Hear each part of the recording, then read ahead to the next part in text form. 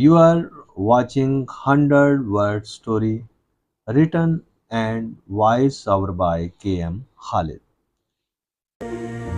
ابا بہت بیمار اور ضعیف ہو چکے تھے۔ میری بیوی نے کئی مرتبہ انہیں ایدھی ہوم شفٹ کرنے کی بات کی تھی۔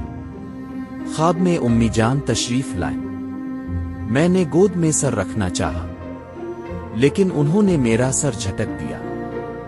بچے اسکول نہیں جا رہے ہیں، کہتے ہیں دادا کو چھوڑنے جائیں گے۔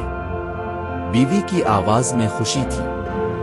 میں نے ابا کے کمرے کا دروازہ کھولا۔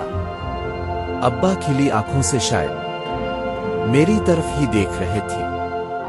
ان کی مٹھیاں بھی نچی ہوئی تھیں۔ بڈھا مکر کر رہا ہے، بیوی نے سرگوشی کی۔